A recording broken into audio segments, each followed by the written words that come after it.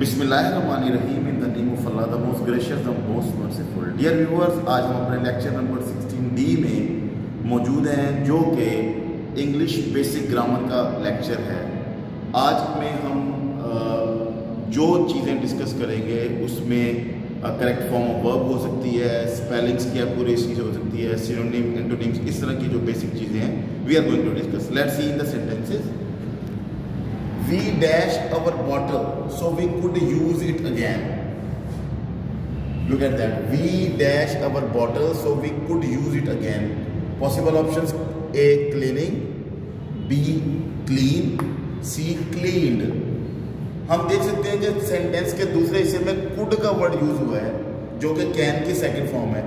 लिहाजा हमें form of verb भी जो है वो सेकंड ही तलाश करनी है। ये हमें एक जो है हिंट मिल रहा है, इसलिए इसको हिंट वर्ड भी कहेंगे कि कुड मौजूद है, इसलिए लिहाजा अब हमने फॉर्म ऑफ वर्ब में भी सेकंड फॉर्म ऑफ वर्ब की तरफ जाना है। So look at that. So this is option number C, clean. So we cleaned our bottles, we cleaned our bottles so we could use it again. Let's move ahead. Ali was impressed that Smith grades. Possible option जो prepositions के हैं वो A with, B by, C from. So Ali was impressed by someone's grade. Impressed by. So ये B option हमारा आएगा, that is by. Last summer we dash many places. Last summer we dash many places. एक single incident की बात है। जब माजी में एक सिंगल इंसिडेंट डिस्कस हो तो उसको हम पास इंडेफिनिट में करते हैं, जबकि पास परफेक्ट की ये बात होती है कि जब कोई काम माजी में मुकम्मल शो किया जाए तो that will be past perfect. आइए ऑप्शन देखते हैं। ए में visited, B had visited, C have visited. ये पास परफेक्ट को इंडिकेट करता है, ये प्रेजेंट परफेक्ट को इंडिकेट करता है, जबकि ए ऑप्शन विजिटेड है, जो कि जैसे मैंने पहले कहा कि जब माजी में एक सिंगल इंसिडेंट की बात हो तो पास इंडेफिनिट यानी कि सेकेंड फॉर्म ऑफ वर्ब होगा। So let's see, option number A is right, visited. Visited many places. Let's move ahead. Fourth sentence. All students dash for prizes. तमाम students dash for prizes. Competing, यहाँ पर option C है, वो हम नहीं लगा सकते क्योंकि उससे पहले is am are चाहिए।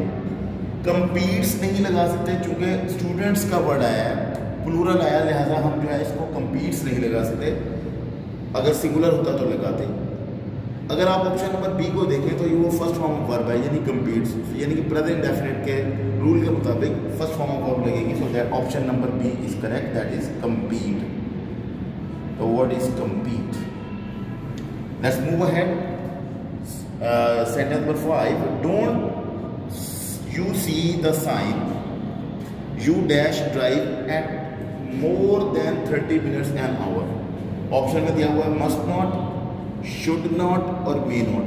चूंकि ट्रैफिक के कवानीन की वायलेशन बड़ी संगीन हादसे का बायस हो सकती है, इसलिए वहाँ पे जो भी आपने नसीहत करनी है वो मस्ट करके करनी है। You must follow the traffic science.